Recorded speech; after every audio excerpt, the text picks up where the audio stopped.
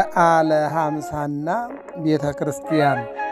በስመ አብ ወወልድ ወመንፈስ ቅዱስ አሐዱ አምላክ አሜን። በዓለም ላይ የምትኖሩ ኦርቶዶክሳውያን እግዚአብሔር ልጆች ሰላም እግዚአብሔር ይብዛላችሁ። በዓለ ሃምሳና ቤተ ክርስቲያን፣ ጰራቅሊጦስና ቤተ ክርስቲያን፣ በዓለ ጴንጠቆስጤ 50ኛው ቀንና ቤተ ክርስቲያን። ይህንም በተመለከተ ተከታታይ ይህችን ሳምንት አንዳንድ ነገሮች እንነጋገራለን። ምንድን ነው የሚለው? በ50ኛው ቀን ወበ50 ዕለት ፈነወ ሎሙ፣ በ50ኛው ቀን ጰራቅሊጦስ የተባለ መንፈስ ቅዱስ የተሰኘ ጰራቅሊጦስን ላከላቸው ይላል። እንግዲህ ይሄ ጰራቅሊጦስ የመንፈስ ቅዱስ ለሐዋርያት ምን እንደሚሰጥ በተለያዩ የወንጌል አገልግሎቶች ተመልክተነዋል። ወደዚያ አንገባም። በአጭሩ ግን ለሐዋርያት የወረደው መንፈስ ቅዱስ፣ በሐዋርያት ላይ ያደረው መንፈስ ቅዱስ፣ ለሐዋርያት ጸጋን ያደለው መንፈስ ቅዱስ በቤተ ክርስቲያን ምንድን ነው የሚለውን እንመልከተው። የምስራቹን ቃል ለመስበክና የመዳንን ጸጋ ለዓለም ሁሉ ለማዳረስ የተመረጠችው የመጀመሪያው ሐዋርያዊት ቤተ ክርስቲያን ብቃትና ኃይል ያገኘችው በበዓለ ሃምሳ መንፈስ ቅዱስ በወረደላት ጊዜ ነበር ይላሉ መተርጉማን። የሐዋርያት ሥራ ምዕራፍ 2 በበዓለ ሃምሳ መንፈስ ቅዱስ በወረደላት ጊዜ ብቃትና ኃይል ያገኘችው በዚያን ጊዜ ነው ይላል። እንግዲህ የወረደው የት ነው ካል ጌታችን መድኃኒታችን ኢየሱስ አስቀድሞ ከመሰቀሉ በፊት እንዳይለያዩ በአንድ አካባቢ እንዲጠብቁ ነግሯቸዋል። ትንሣኤውን ካደረገ በኋላ ባዘዛቸው ቤት በጽርሐ ጽዮን በማርያም በአልዓዛር እናት ቤት በዛ ጽርሐ ጽዮን የተባለ የሐዲስ ኪዳን ቤተ ክርስቲያን የተሰኘችው በዚያ አግኝቷቸው ባርኳቸው ሀብተ መንፈስ ቅዱስን ሀብተ ጸጋ ረድኤተ ጸጋ እግዚአብሔር ሰጧቸዋል ማለት ነው። ከዚያ ጀምረው ከዚያች ቤት ሳይወጡ በተለያየ ጊዜ እየሄደ እያጽናናቸው፣ እየሄደ እያስተማራቸው፣ እየሄደ እየመከራቸው፣ እየሄደ እያበረከተ እያበላቸው፣ እየሄደ ተስፋ እየሰጣቸው፣ እየሄደ ዝም ብሎ እያሃድገክሙ እጓለ እማውታት ትኩኑ፣ ወላጆች እንደሌላችሁ አልተዋችሁም፣ እሄዳለሁ እመጣለሁኝ፣ እኔ ካልሄድኩ አጽናኙ ወደ እናንተ አይመጣም፣ በአባቴ ቤት ብዙ መኖሪያ አለ፣ በመንግሥተ ሰማያት ማለት ነው እያለ ያስተምራቸው ነበረ ይላል። እንግዲህ ሁሉ ተጉዞ 50 ቀን ሙሉ ጠብቀው በ50ኛው ቀን በዛችሁ ባሉባት በጽርሐ ጽዮን ተቀምጠው፣ በዚህ እመቤታችን ቅድስት ድንግል ማርያም፣ ሌሎችም ማርያሞች አሉ፣ 7 አርድእትም አሉ፣ 11 ሐዋርያትም አሉ፣ ከይሁዳ በቀር ሌሎቹ አሉ። ባሉበት ምንድነው መንፈስ ቅዱስ በበዓለ ሃምሳ በወረደላት ጊዜ ቤተ ክርስቲያን ብቃትና ኃይል አገኘች ይላል። በዚያሽ ቀን ነበር የጌታችን የማዳን ሥራ የዕለተ ዓርብ ተልኮው ለሰዎች ሁሉ የተገለጠውና በይፋ የታወቀው ነው የሚለው።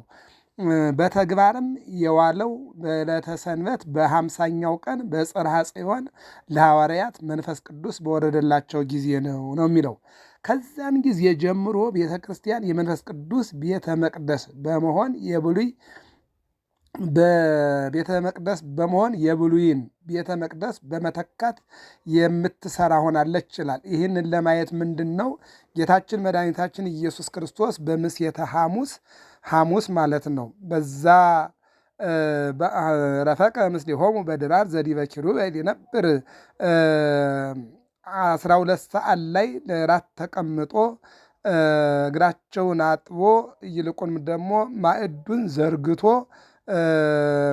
ነገ የሚቆረሰው ሥጋዬ የሚፈሰው ደሜ ይህ ነው፣ አማናዊ ነው፣ ይህም ብሉት ብሎ የብሉይ ኪዳንን መሥዋዕት ሽሮ አስቀድመው የበሉትን ምግብ አጥፍቶላቸው በኋላ የተመገቡትን ግን ሥጋና ደሙን አድርጎ እዚያ ላይ የሰራውን ስርዓት ነው። እንግዲህ ዓርብ ዕለት በቀራንዮ ሥጋውን ቆርሶ ደሙን አፍሶ ዓለሙን ያዳነበትን አሁን ላይ ደግሞ በ50ኛው ቀን በተነሳ በ50ኛው ቀን በመንፈስ ቅዱስ አማካኝነት የብሉይ ኪዳን ቤተ መቅደስን በመተካት የምትሰራ ቤተ ክርስቲያን በጽርሐ ጽዮን ለሐዋርያት ስርዓትን አስተምሯል ማለት ነው። በመንፈስ ቅዱስ እየተመራች አሕዛብን እያስተማረችና እያሳመነች በአብ በወልድ በመንፈስ ቅዱስም እያጠመቀች የመዳንንና የመንጻትን ማለት የኃጢአት ስርየትንና የልጅነት ጸጋ ታሰጣለች ይላል። ይህ እንግዲህ እንደተነሳ ወዲያውኑ 12 ሰዓት በዚህ ተዘጋ ደጅ ገብቶ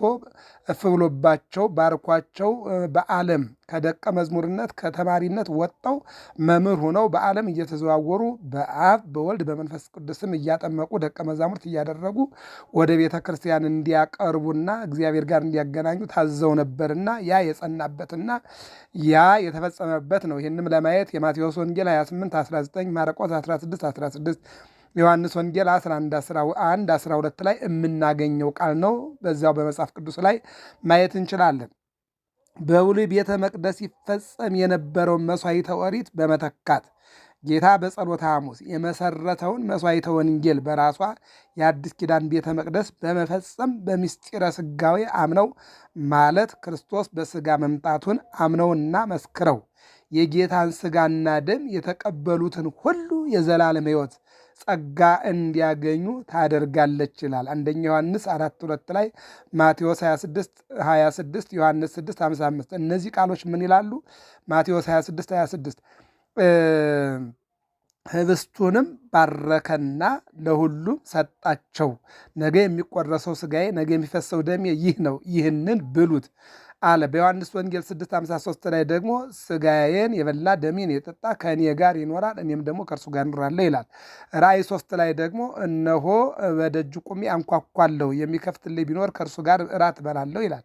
የማቴዎስ ወንጌል ምዕራፍ 7:7 ላይ ደግሞ አንኳኩ ይከፈትላችኋል፣ ለምኑ ይሰጣችኋል፣ ለምኖ ያልተሰጠው አንኳኩቶ ያልተከፈተለት ማን አለ? ስለዚህ ሥጋውና ደሙን ለመቀበል በንስሐ በጾምና በጸሎት አንኳኩ ይሰጣችኋል በማለት ቤተ ክርስቲያን የብሉይ ኪዳንን መሥዋዕት አስወግዳ ይልቁንም ደግሞ የኢየሱስ ክርስቶስን ሥጋና ደም የምታድል ሆና በሀብተ መንፈስ ቅዱስ እነሆ ልጆቿን እየሳበች እስከ ዘላለም እንድትኖር ፈቃዱ የሆነበት ታላቅ ዕለት ነው ማለት ነው።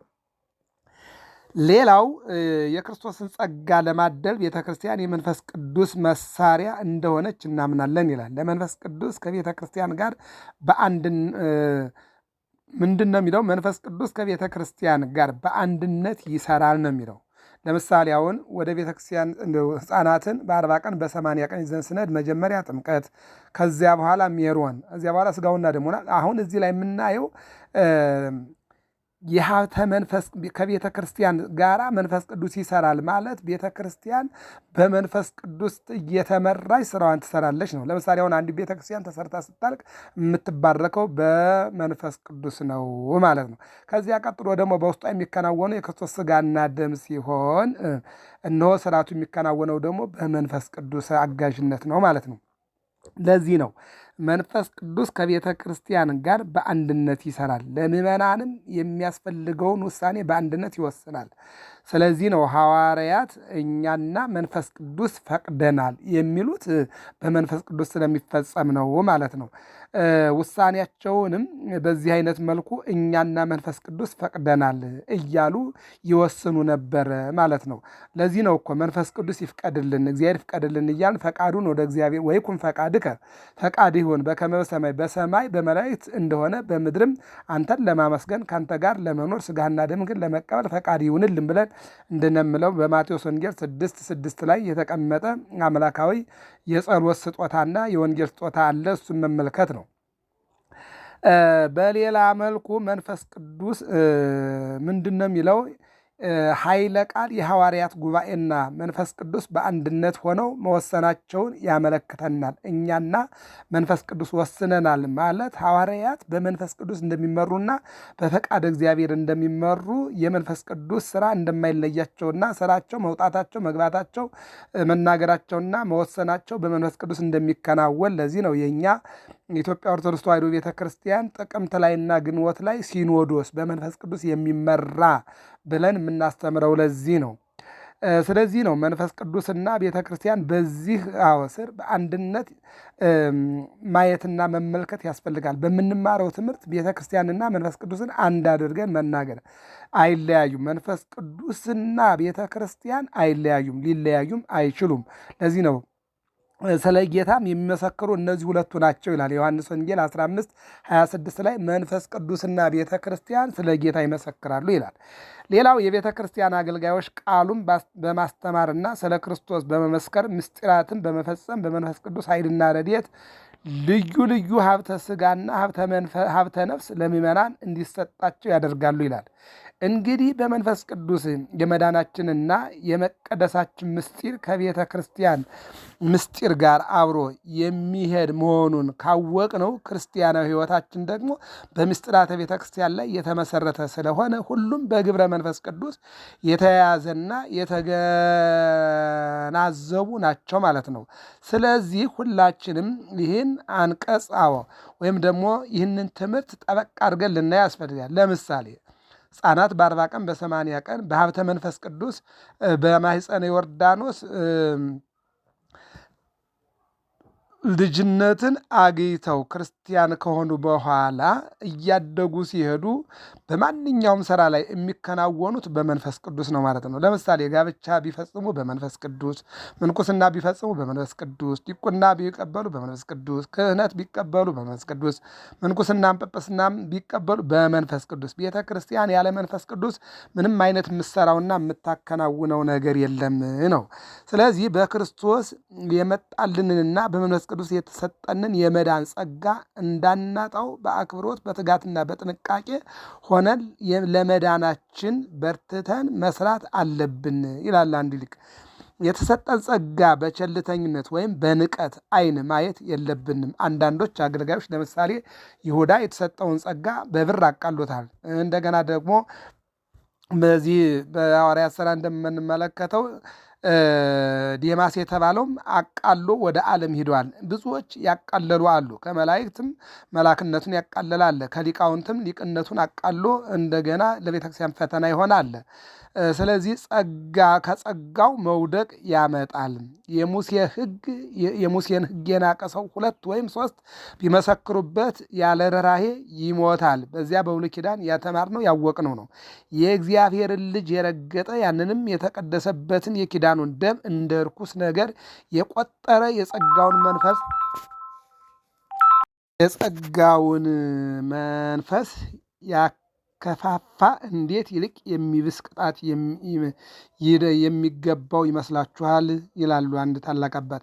በሕያው እግዚአብሔር እጅ መውደቅ የሚያስፈራ ነው በማለት ሐዋርያው ቅዱስ ጳውሎስ ደግሞ የሥጋ ወገኖቹን ዕብራውያንን ያስጠነቅቃል ይላል። ይኸውም ሐዋርያውም መዳናችን በእንዴት አኳኋን መፈጸም እንደ በጎ ፈቃዱ መፈለግንም ማድረግንም በእናንተ የሚሰራ እግዚአብሔር ነውና እያለ በማስተማር ቅዱስ ጳውሎስ ፊልጵስዩስ 2:12 ላይ እና ዕብራውያን 10:28 ላይ በሕያው እግዚአብሔር እጅ መውደቅ የሚያስፈራ መሆኑን ይናገራል። ለምን ከተባለ ስርዓተ እግዚአብሔርን አለመጠበቅ የተሰጠንን ጸጋ የመዳንን ጸጋ መዳናችንን በክርስቶስ ሥጋ እንደተፈጸመ ሁሉ አሁንም እግዚአብሔር የመዳናችንና የተስፋችን መያዣ አረቦን ወይም ደግሞ የሚሆነውን የክርስቶስን መንፈስ ሰጥቶናል። በዚህ አለመጠቀም በተሰጠን በመንፈስ ቅዱስ የእግዚአብሔርን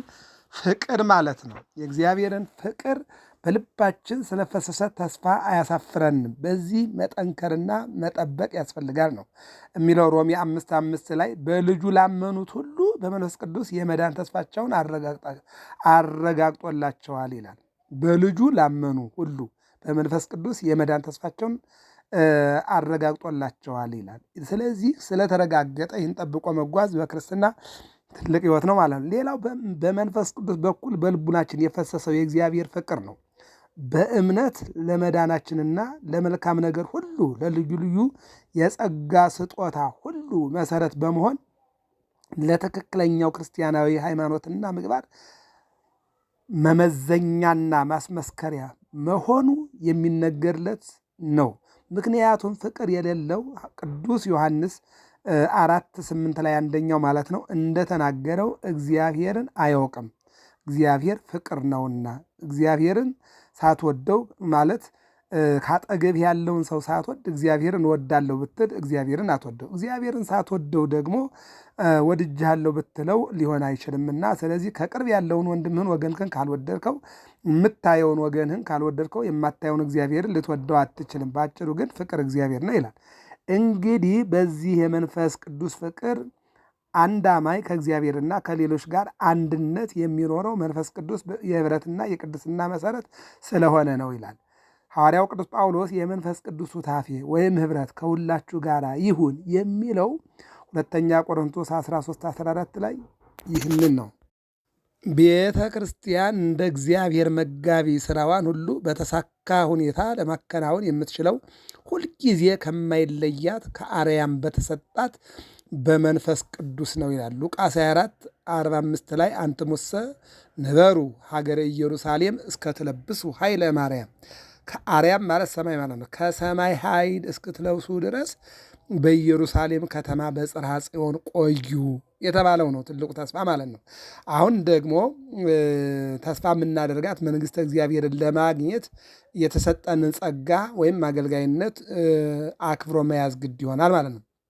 ቤተ ክርስቲያን የጸጋ መንፈስ ቅዱስ ማደሪያ የእግዚአብሔር ቤት ሆናለች። ስለ እርሷ ሐዋርያው ቅዱስ ጳውሎስ ለሚወደው ልጁ ለጢሞቴዎስ ሲጽፍ በእግዚአብሔር ማደሪያ ቤት መኖር እንዴት እንደሚገባ ታውቅ ዘንድ እጽፍልሃለሁ።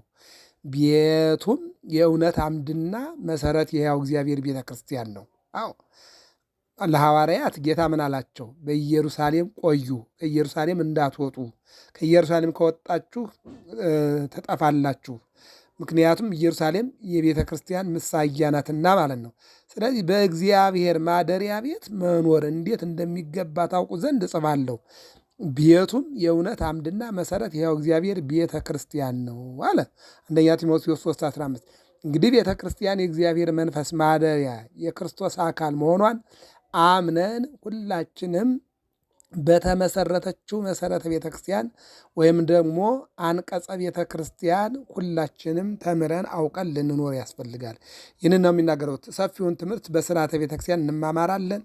አሁን ላይ ግን በዓለ ሃምሳና ቤተ ክርስቲያን ምንድን ነው የሚለውን በተከታታይ ይሄ ሳምንቱ ከእሑድ ጀምሮ እስከሚቀጥለው ሳምንት በዓለ ጰራቅሊጦስ በዓለ ሃምሳ ስለሆነ ይህን እናያለን። ሰላም እግዚአብሔር ከሁላችን ጋር ይሁን። ገብረ መስቀል ሚዲያ ነው። ሰብስክራይብ፣ ላይክ እና ሼር አድርጉ። ወስብሐት ለእግዚአብሔር።